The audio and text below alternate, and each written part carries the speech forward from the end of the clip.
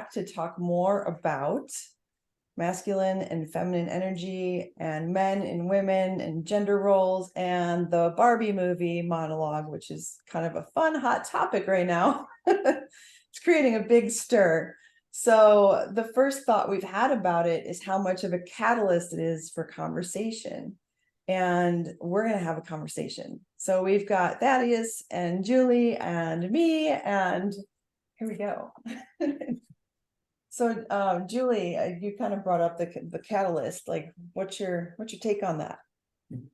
Yeah, so I've seen just as the movie was coming out and as people have been kind of buzzing about it, I've just seen so much conversation about, I don't even care to see it, like that's stupid, or I really love the movie or whatever. And what I've loved seeing is just how much of an opportunity it is. And I chose to see the movie because I was like, I want to be a part of this conversation, right? I'm really curious what they did. I think it's not a secret that the media impacts so much of the social narratives that circulate. And so I can go as a conscious, critical consumer, right? I can choose what I expose myself to, but these influential movies, I think is so great to go with a curious mind and say, what did they do with it? And it's like art, right? Like what did somebody create? What messages are they sending? And can we allow it to be an opportunity for us to have, you know, these conversations about gender roles, about feminism, about, you know, all of that. So that's my intention of seeing the movie and even having these follow-up conversations. It's not just how do we be more like Barbie? You know, there are really a lot of opportunities for deep dialogue. So Totally. The interesting thing in the previews for it, I'm watching it and there's this, it's the best day ever and every day's perfect. And then at the end of the preview, it says, if you love Barbie, you should see this movie. If you hate Barbie, you should see this movie. And it's not about Barbie, but it's not. So the ideal so I was kind of thinking about the big beginning of it, where there's this ideal woman who's dropped into this situation with these little girls, and Barbie became like the ideal woman back, and this was in the 50s when women were not wearing bikinis and being hot and sexy on the beach. So dropping that role model into the lives of girls back in the 50s when things were really polarized, I think is really an interesting topic. The ideal society and roles, how much they've changed from when Barbie showed up in the 50s until now, this many years later. Yeah. Thaddeus, do you want to speak to that kind of the roles and how that, like, back in the 50s, like most women were housewives, most men worked, and there was that was very prevalent thing. And I'd like to hear your take on how that's shifted over 80, 70 something years now. 80 some years, yeah. I think it's interesting that women weren't wearing bikinis before the 50s. I didn't know that, the history of it. And also the shift in the 50s and 40s, like the industries kind of dictated what a man needed to be and what a woman needed to be, because like hard farm labor is more dependent on a man than it is a woman. So you have all these different types of things, and then you have Wall Street or whatever, which is not really the real world in my mind. So that's an entirely different thing. But now we're moving into this generation where we're a genderless society, in the sense that most of the stuff that requires hard work, there's going to be machines and AI that can do all of that stuff, and it's really more technical mind stuff, which doesn't require body parts. So it is interesting that we're shifting to that, and that how the Barbie movie is almost awakening women to that reality that you can be whoever you want to be. And even for men, you can be whoever you want to be, because we're no longer in a society that requires gender. And at the same time, our sexuality and urges do require gender. So it's finding that balance of, okay, if if you're a more masculine woman and it's a more feminine man, can you guys align together or finding the right person for you? And I guess I've shifted from the movie because I'll say I didn't watch the movie. I like how Julie said she's a conscious consumer and like I'm a conscious abstainer, because if I start watching TV, you guys won't see me anymore because I'll watch all the movies, all the things. I don't really do anything in moderation. So it's not like I didn't even know about all these movie clips and stuff because it's just not in my awareness, which goes to the movie in itself, in the sense that we're moving into this society where you can be whoever you want to be. And I also think that's part of it too, is like when you can be whoever you want to be, it's about figuring it out for yourself rather than allowing society to say this is who you should be, this is the correct way, because it's an extraordinary influence that you can't not be influenced by. Like if you go to the ocean talking about you don't like water, you're gonna get wet. Unless you go to the Barbie Land Ocean. You have to see the movie, Thaddeus. I mean, I'm saying you have to because it's very funny. Yeah. But it's also there's so many layers to it. So what we really are here today to kind of talk about is how what they took such a popular thing, and I don't even know how many people have seen this now, but it's crazy to bring attention to this. And the polarity of energy has become more important than the specific gender assignments. So obviously, as we know in our culture, there's a lot of people who are identifying as non-binary. There's all these different gender assignments, but typically with the sexual connection, the magnetism, you still have to find someone who's your opposite to have that, or you're asexual. Like that is very common too. And I have a theory, I'm just going to say this out loud because I don't talk about this much, but I feel like as our evolution on this planet is moving, the population comes down when we have more asexual people who are just there to love each other, but they're not making more babies. There's not more people being made out of those relationships. So I think there's a lot of good relationships that don't have that magnetism and polarity, and that works for some people. And there's going to obviously be, man, woman making babies, like that's still happening. But I see that as kind of our natural evolution to slow down on the population thing.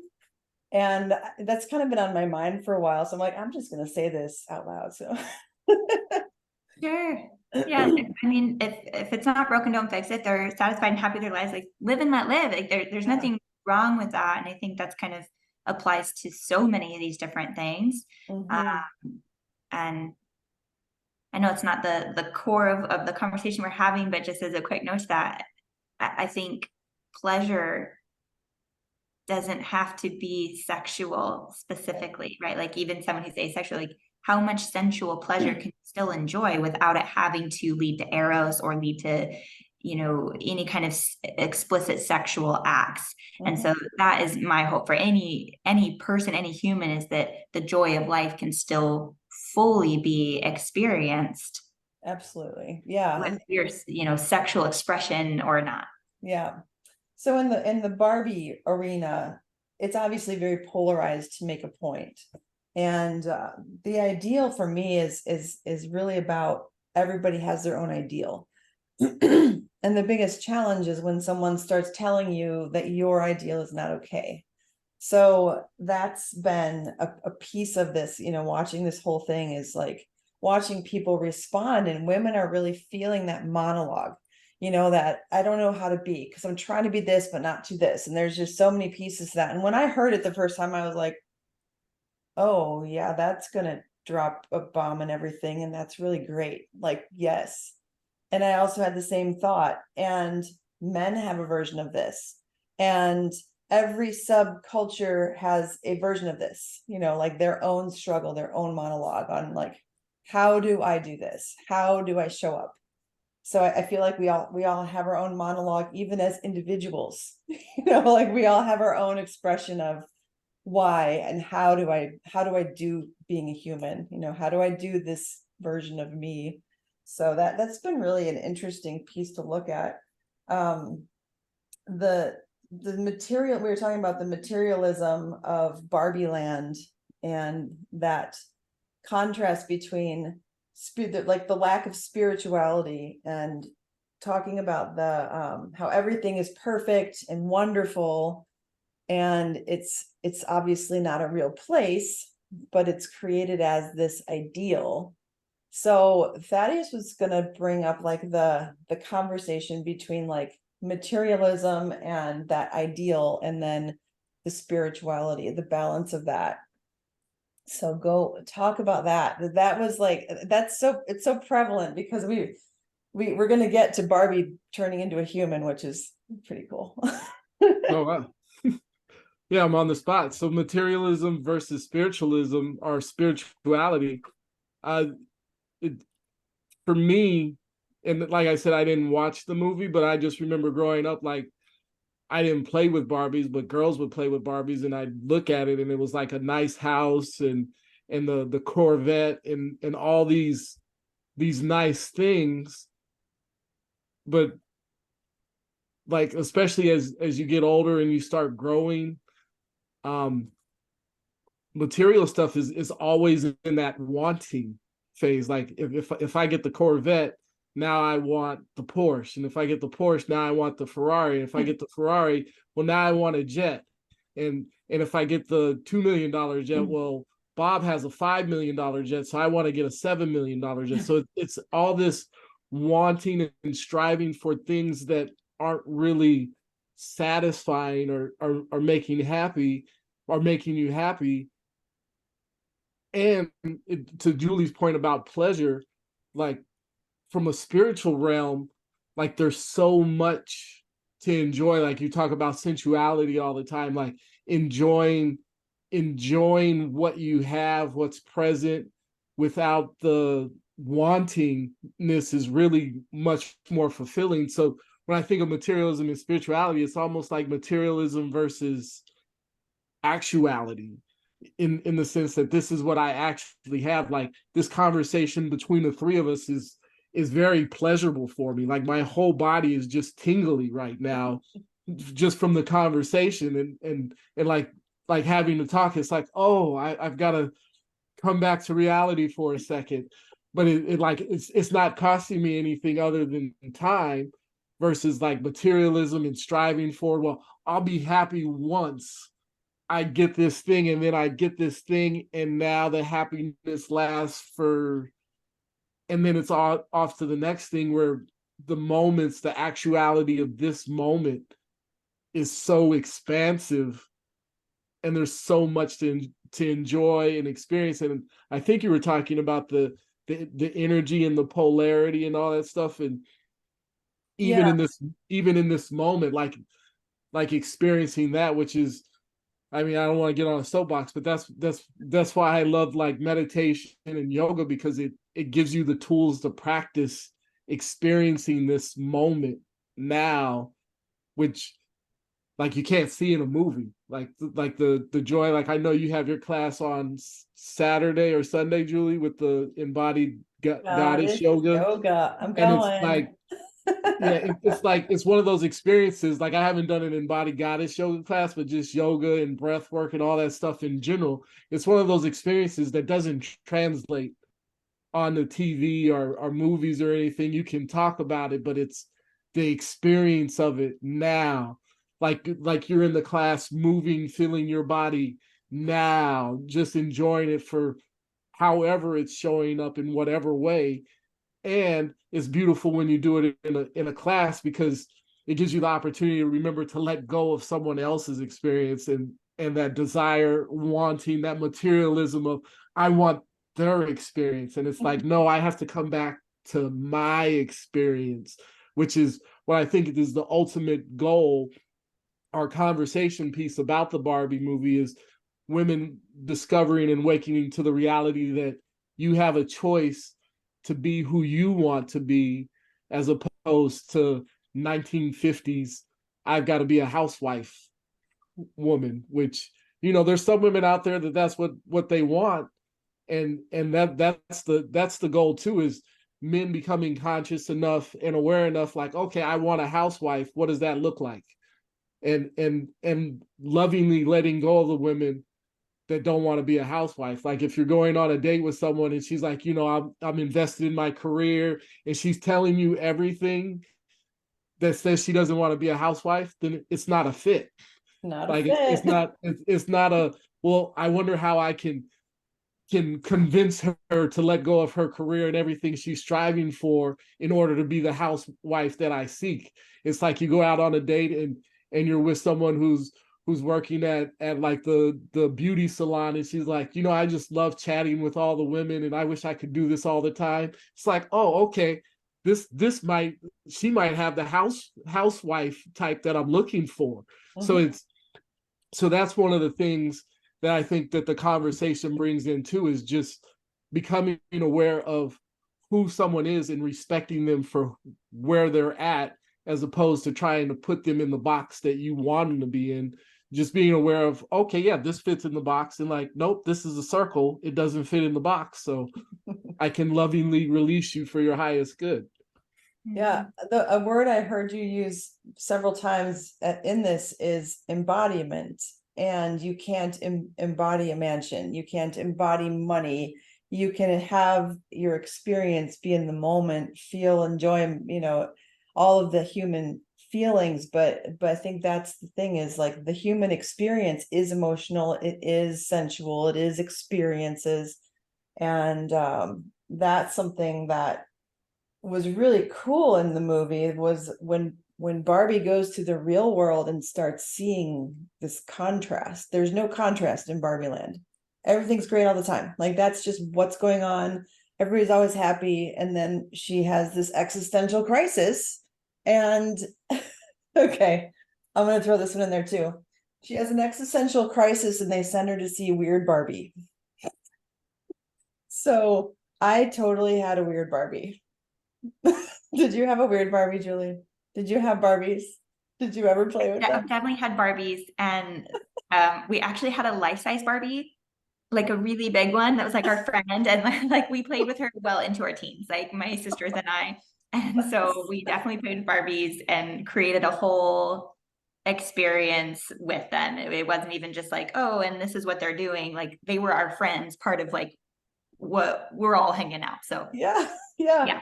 So when weird Barbie shows up and she's permanently in the splits and her hair's cut and she's got marker on her face, like I did that to at least 2 or 3 of my Barbies. So I lost it when I saw that, but it was like, well, she deserves to express herself. You know, I was probably, you know, 6 or 7, like making my Barbie unique. So I feel like that was really the fun contrast. Like Barbie Land is this perfect thing, and when she starts feeling off out of sorts, they're like, you need to go see Weird Barbie. Weird stuff is happening. So we were talking about the emotions when Barbie gets to the real world and those moments.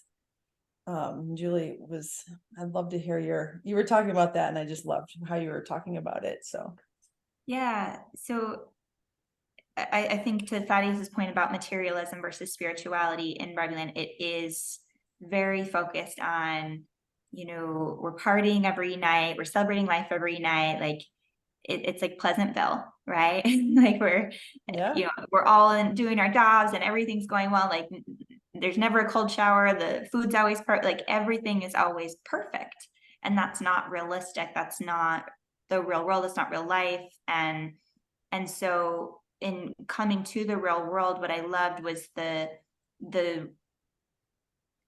connection to or her experiencing what it is to be alive. And that's what's missing in the plastic Barbie world, right? And so this moment where she's sitting on a bench with this old woman, which I think is actually the original creator of Barbie, or maybe her daughter or something like it. It was somebody significant. Okay. Yeah. But she just sat down, she was just crying. She's like, you're so beautiful, you know, and she just had these moments of slowing down and being present in the moment, like what you're speaking to, Thaddeus, right? Like just she's experiencing that for herself, and that's what it is to be alive. And to me, that's how I define feminine energy. You know, regardless of your sex or gender, whatever, like we all have the ability to connect with that feminine being. And so I just was so touched. Those are my favorite moments in the movie, when it just really magnified what it is to be alive and to be present in the moment and to witness beauty in a way that is kind of like what it's all about, right? Like throw identities and gender roles and cellulite and like body accented, like what are we all even doing and who are we? But those moments, none of that even matters. Absolutely. Yeah, that was, yeah, I mean, I cried many times in that movie, sometimes laughing at the same times. It was just so much like, oh, they're actually showing this stuff. And I think one of my favorite moments was when they got there and she goes looking for women to help in the real world, and there just aren't any. There's just, you know, there's a construction site. She's like, oh, let's go get some women to help us, and it's all men. And she's like, what's going on here? She was very confused. And they're, you know, like, and then they're like kind of hitting on her, catcalling her as she's standing there, and she's like, you know, I like, think it went from one, oh, excuse me, go ahead and finish. she didn't even know what to do with that. She's like, wait, what are they doing? What does this even mean? She had no context for it. And in my mind, that it was like going from one extreme of no contrast, where men are irrelevant and don't even have a place, like that world is not realistic, that world doesn't exist, to this other extreme depiction of contrast, right? Where this does happen, it is real. You know, most construction workers are male, and often that's where catcalling comes, like that's the stereotype for a reason. And it's an extreme version because, oh, let's go ask somebody to help. What about the helpful men that are doing the work? And you know what I mean? Like, what about men and women, right? Like why do we only turn to women for help? That's what was just really curious to me as well. If it was highlighting a point, you know, it was making it extreme for a reason. It was contrast, like you said. Yeah. And I think it highlighted something else too. Yeah, the whole movie just had these moments, and everybody interprets it for their own experience. And you know, it's either going to trigger you and bring up emotion, and maybe bring up like how you feel about gender roles and how you feel about patriarchy and how you feel about feminism. But everybody's experience of it is valid and important. It's just that catalyst. Like when you said that, I'm like, yeah, that's what this is. And I know, like, part of it too was like, if there's going to be an ordinary Barbie on the shelves and they're going to sell billions of them. And I love that, you know, like Barbie, just like, this is a heck of a marketing move too, you know, for the company, to shift. I have a comment, because when you were talking about the cat calling and the men, what I find interesting about that is the sense that construction workers, the mask is off for them when they're working, and it's hard. Like they're truly embodying the moment. Like the cat calling happens because they're not, oh, this is going to be an inappropriate for the woman. It's more of, oh wow, this I'm working hard, I'm on the edge of life, and here comes this beautiful woman, and they're just making noise, like, because they're expressing their true, there's no filter of, is this going to be acceptable, is it okay? And they're in these positions where they don't have to worry about any of that, because their work needs to get done, and their boss isn't really like them catcalling and then saying, okay, cut the catcalling out, guys, or you're going to get fired. Like, they're not going to have anybody to do the work, because that's like that manly work that you were talking about, looking for help. And it's one of those things where it's like they're hungry. and here comes this piece of meat. It's almost like if you went to Africa with a steak and Milky, you just started walking around eating it, like everybody's gonna start being, hey, they can't not, because they're hungry. And I think sometimes that gets lost in the whole masculine feminine challenge, is that when you're hungry, you do things that you wouldn't necessarily do if you were fed.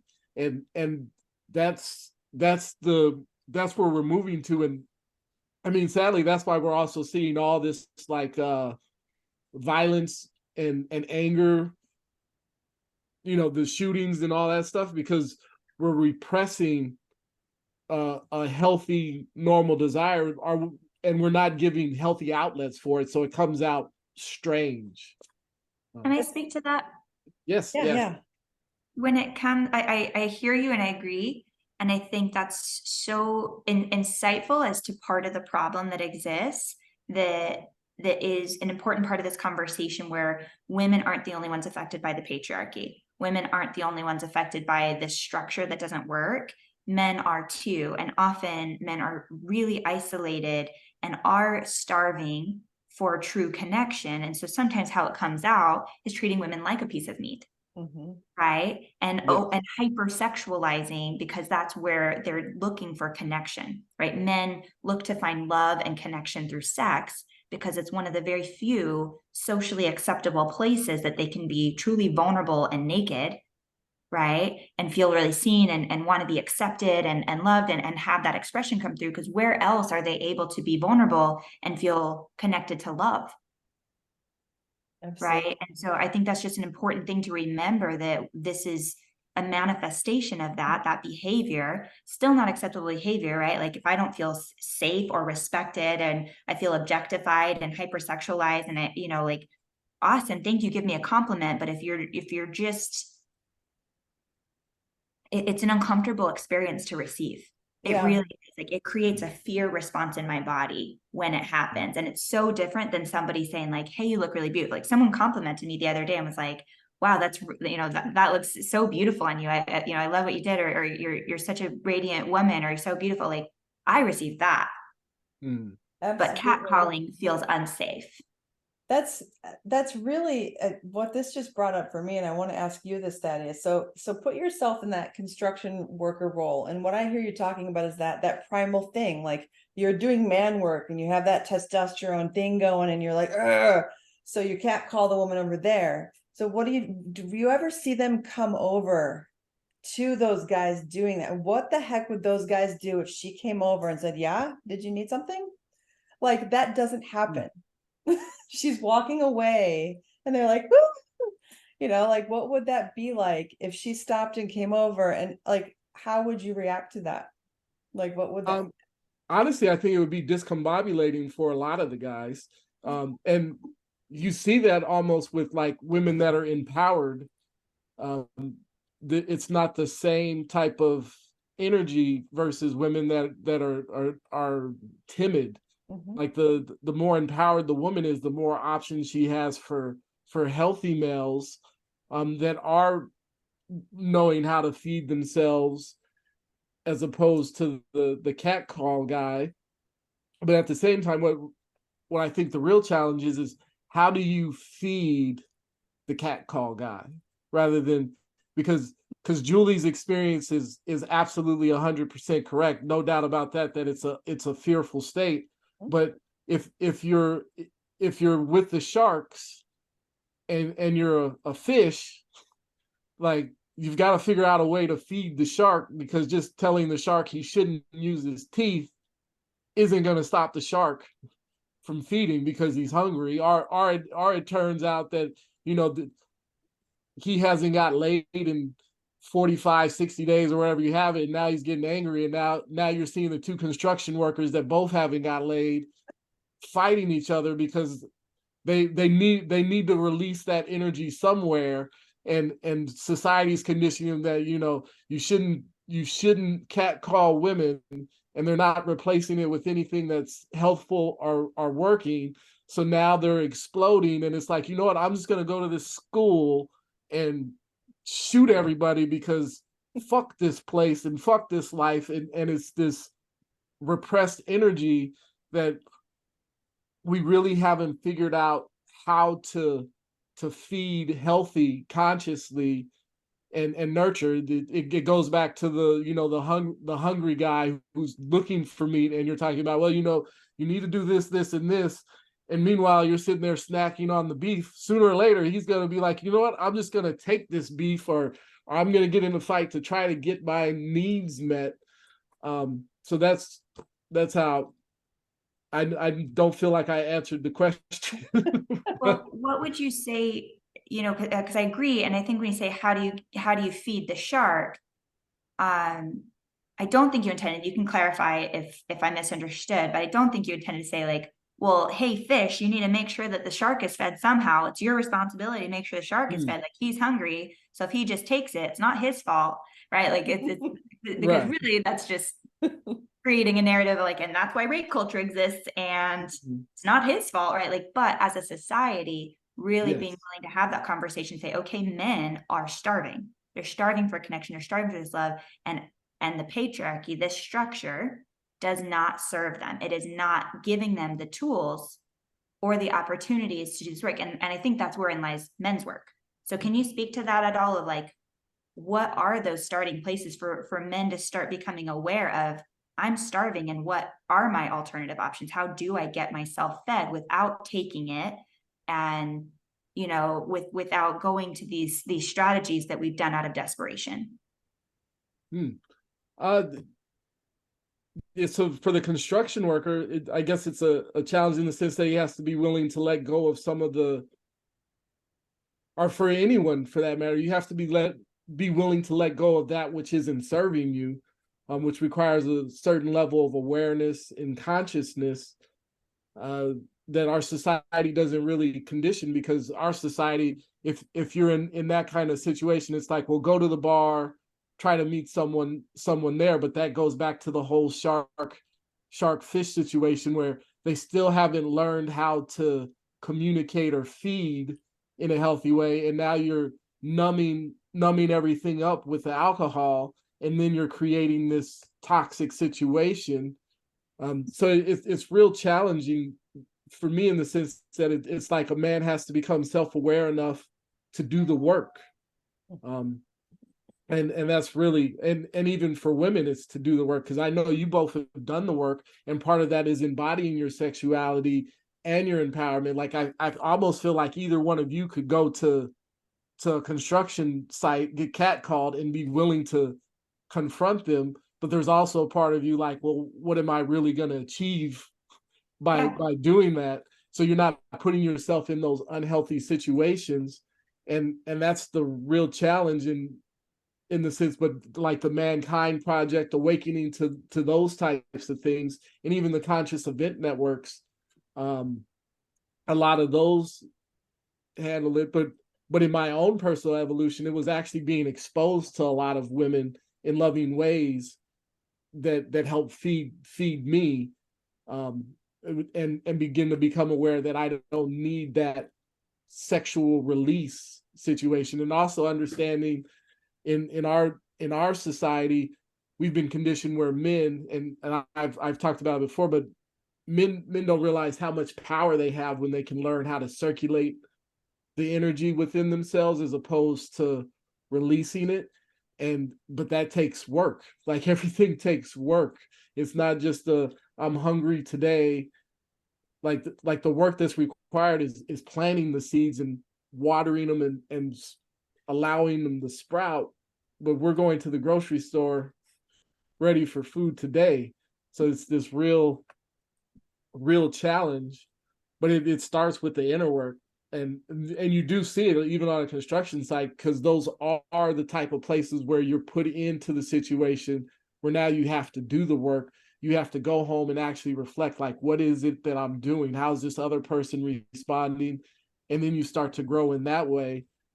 But yeah. Do you feel like, I just had this thought when you were talking about this, like the whole construction site paradigm, there's like it's never one man doing it. It's usually at least a few. There's like a wolf pack thing going on, and they're all kind of feeding off each other. So they do that, they kind of feed off the energy, and then they go back to work, and it's like it gives them something to continue building with. Does that make sense? Like it's like in their own way, they're like appreciating women. Like this is the David Data thing. Like they're supposed to look at beautiful women and appreciate them. It's when it feels predatory that it's like, we don't want that, but we do understand and honor their design to appreciate women. So when they notice a whoo and they feel it and it comes up in their body and they're like, whoo, and then they're like, whoo, and then they go back to digging stuff and they have more energy. Like, I think that, it's funny because the construction side is a kind of a cliche thing, but they're already in like a very working man mode, doing a bunch of stuff that takes a bunch of energy. So it's almost like little, like you say, like feed or fish, but they're not eating them. They're just appreciating them and taking a little bit of that, like, whoo, thank you. And then, kind of going back to work. I think many women in this movement have been talking about the dark feminine, right? Which is embracing our own primal nature, that we are not just the fish, like we're also the freaking shark, right? Like I like big cat energy, like I create my own safety in my body. Like this is very much part of the women's movement. And the reality is, as much as a primal cat that I can be, I in a situation of physicality, like I am still going to be in a position of vulnerability, right? So there's just that awareness, that nature that's built in, but I think also like I can take awareness of my surroundings if that's happening. Maybe it's happening in broad daylight. I'm walking past, like I can just allow that to empower me of like, yeah, I am magnetic, I am right? Like I can meet the fear with that of I am safe, and create that within myself. And so I think it's another yes and conversation, right? Like, yes, it's good for men to be aware that that's maybe not the way to give to give that attention, and to be aware of like intention and impact are different. But I think that's part of the conversation too. Like you're saying, that let's celebrate that that's a natural expression, and that I think we can create safety in our bodies. But if I can speak to one more piece that Thaddeus was saying, around starting with the inner work, and for men, which, as we were talking about the Barbie movie, one of the takeaways that I got was that this was a missing message, that there weren't any healthy examples of men evolving alongside Barbie. And with Ken and him going through his identity crisis and encountering the patriarchy for the first time, and then coming back, like it really only highlighted the toxic parts of like, here's why it doesn't work for Barbie and here's why it doesn't work for women. But I would really love to see like, and here's how it doesn't work for men, and men can actually connect with feminine energy within themselves and find love within themselves and with each other when they start to heal. And I think that's what you said, that is that through loving women, you've been able to kind of heal in just that experience. But I think the inner work is also men healing their mother wound, men healing their father wound, men recognizing that they have a feminine essence within themselves as well, that they can tap into and be an expression of, and creating a world where it's safe for them to do that. And I think sometimes they just don't know where to start, which in the real world, like there were either the male leaders that are just kind of oblivious, doing, holding up the patriarchy, or they're the male leaders at the conference table building Barbie land, right? And I'm kind of confused by them. That could be a whole conversation topic in and of itself, because I'm like, I don't really fully understand you. Like, are you part of the problem? Are you part of the solution? Like, what are you? Like that was kind of like interesting. And then there's the dad, right? Or the husband that is portrayed as an accessory, almost an accessory, right? Like it's like men are accessories in both worlds, or they're just part of the problem.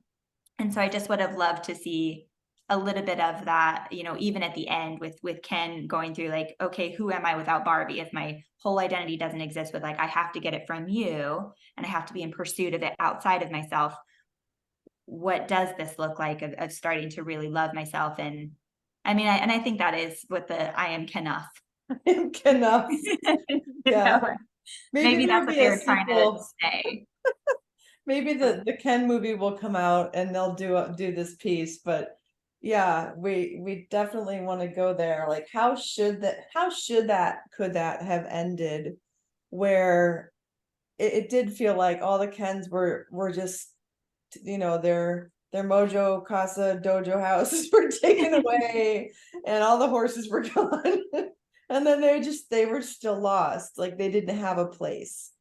And like it was still like, well, now, well, what happens to Ken? And then Barbie decided to go to the real world, but it's like there's definitely a space there that didn't get, it left Ken standing there going, beach, I I purpose. also think that goes because you said that the Barbie started in the 1950s, and I think the construction worker is almost like a false negative in the concern for women, because when I think of the 1950s, I think of how disempowered women were, where you were literally the slave of your husband because you didn't work, you didn't have your own income, and divorce was near impossible. And if you did find a way to get a divorce, how are you going to survive? Now you have a boss that there's no rights in the workplace, so you're just trading one dick for a Harry. Like it's still the same dick. um and that was the bigger, more empowerment. I feel like now is that women in the 1950s, for all intents and purposes, were getting raped on a daily basis, and they just had to deal with it.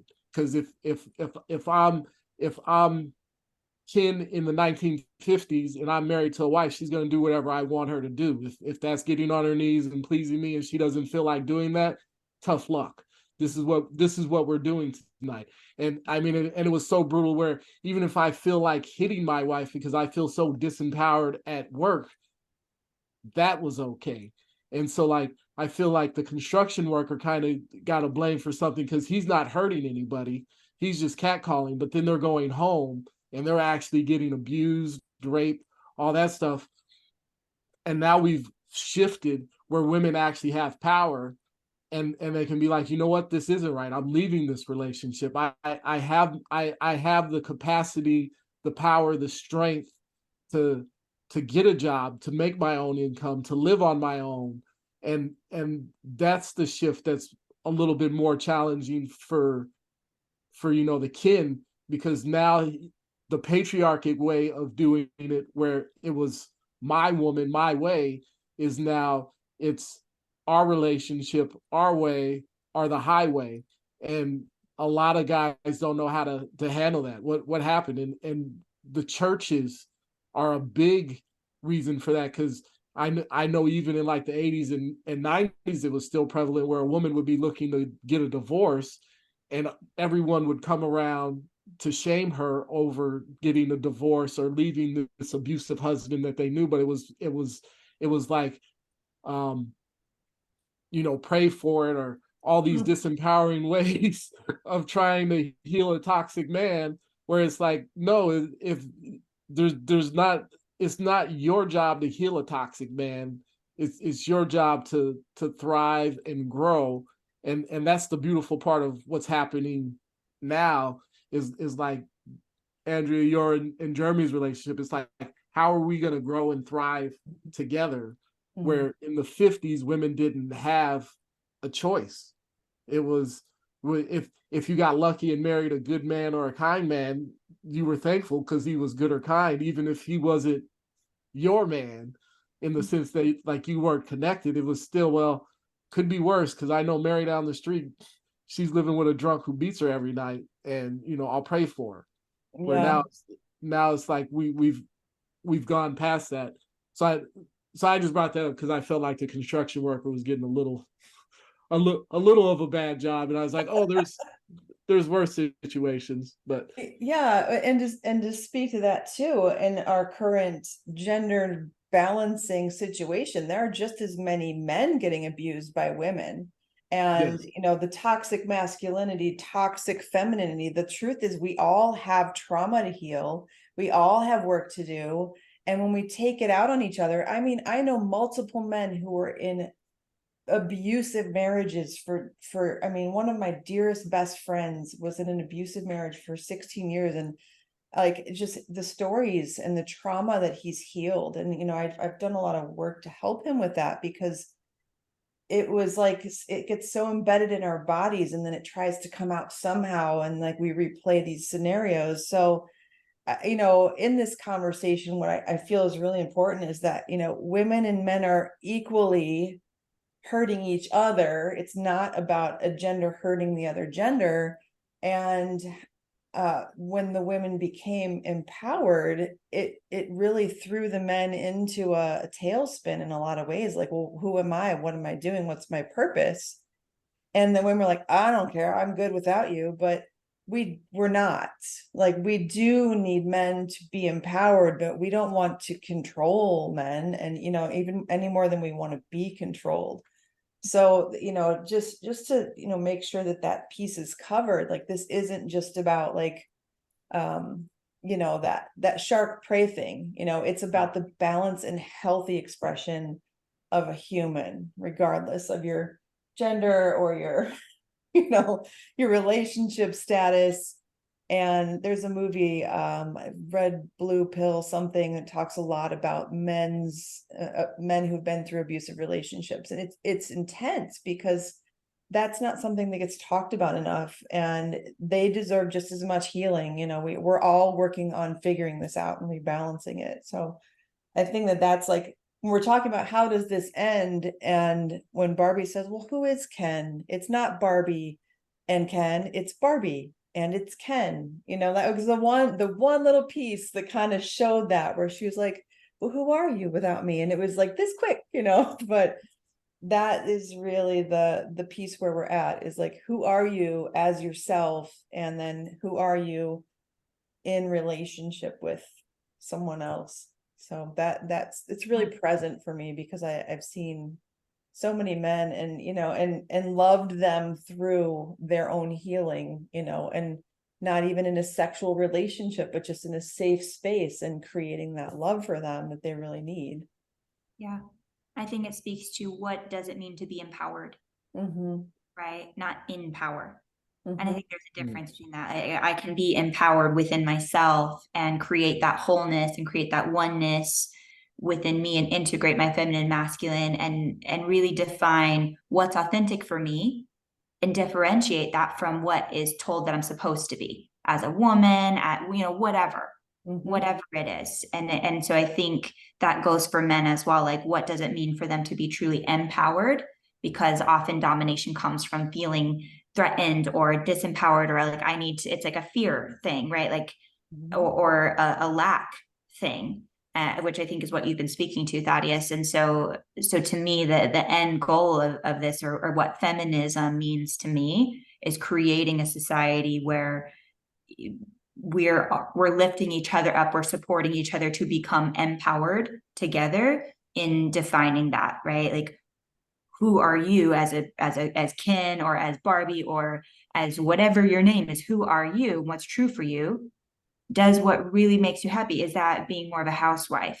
Is that being more of a provider? Is that being the president? Is that being a doctor, right? Like, you can define it for yourself. You can be all the things. And then from that place, how can we authentically connect in our heart spaces, right? And I think that's the ultimate goal. The how, you know, how do we go about that, is a much more complex conversation that we can have on another day. But to me, that's what feminism means.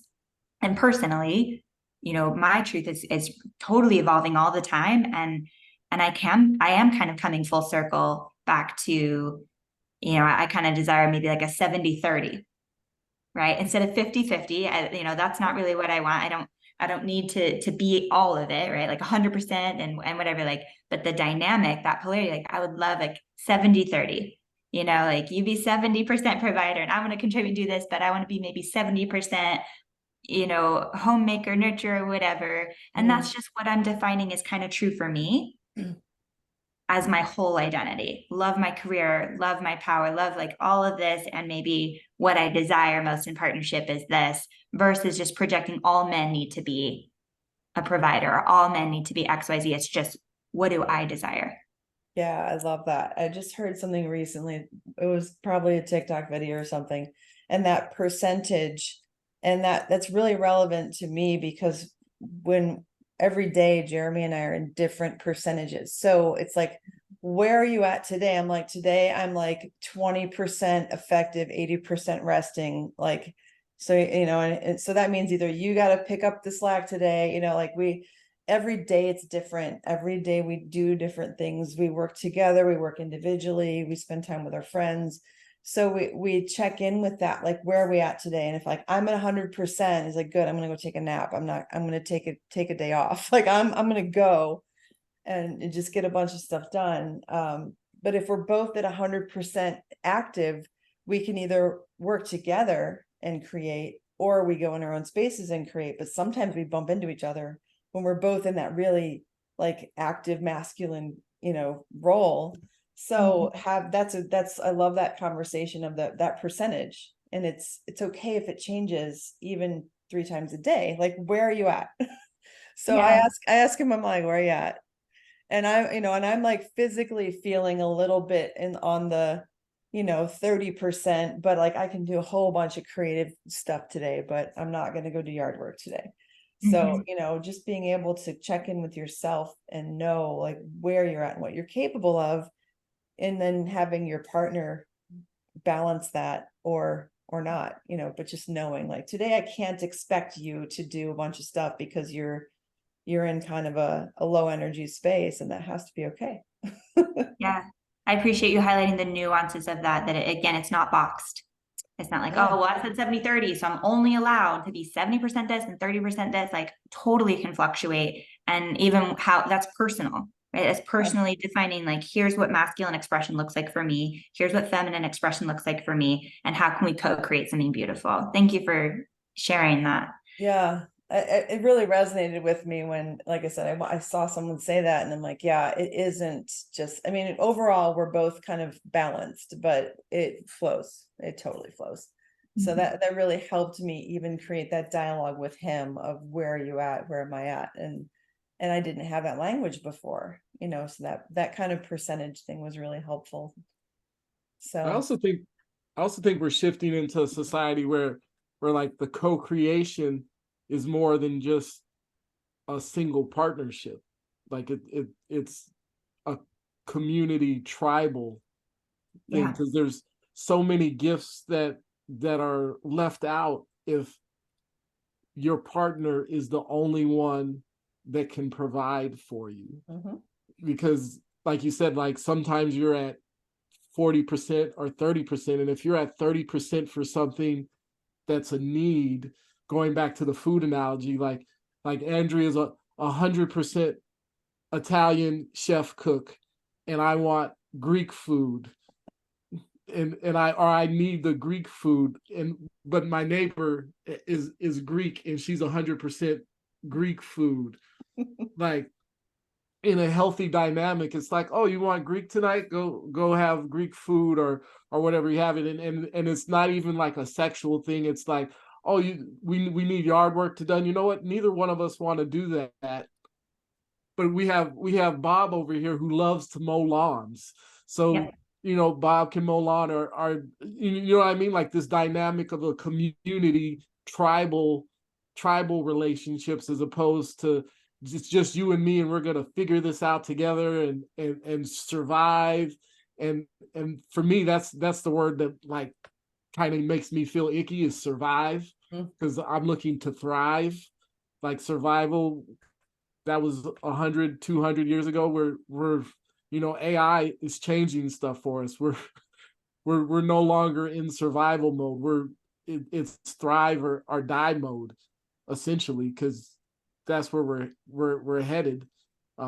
Another soapbox that I always have is, it's like the poor, like before we had the poor, the middle class, and the rich, and now the middle class is dead, and it's just the poor, the rich, and the blessed.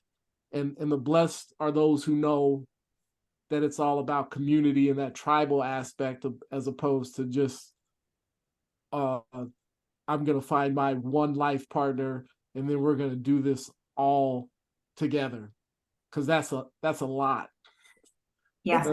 It's interesting when you're talking about the tribe, because the tribal communities, when that was the prevalent way of life, it was about survival.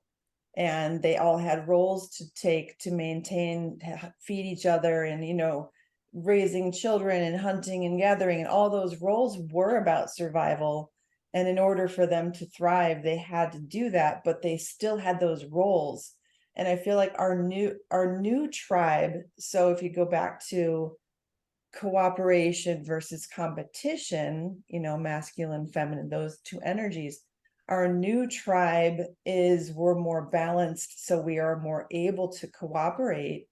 And for a man to say, yes, honey, you can go out with him and go see a movie, like, to not have jealousy, like, I don't feel well, can you go out with someone else? Like, that is such a new paradigm of communication and love and trust. And like, yeah, you're gonna go see a movie with your friend who's a guy. I know, you know, I'm not worried about it. Like, it's okay. That level of maturity and communication is kind of what I feel like our evolution is going into, our tribal families. And we are choosing our people, we're choosing our families and our tribes. And like, I choose you two because I feel that alignment with you. I want you in my world. You know, we don't have to live on the same land and share a teepee, but I want you in my world because you're aligned and you have the same language. So we find these people that can have these conversations. And, you know, I'm not going to put this out there hoping to create friction and argument. You know, our shared goal, I think I can speak for us, is that we want to create understanding and next level communication and evolution and compassion and cooperation. So yeah, the new tribe looks different for sure. It doesn't have, like, maybe there's some women who are hunters, there's some men who stay at home, like, it's all just a different way of doing things, but the roles are still there. You know, we all still need to do our part, but it doesn't look like it used to. Yeah, we're getting rid of the boxes. And I think for myself, it's so important to remember, like, I don't have anything figured out.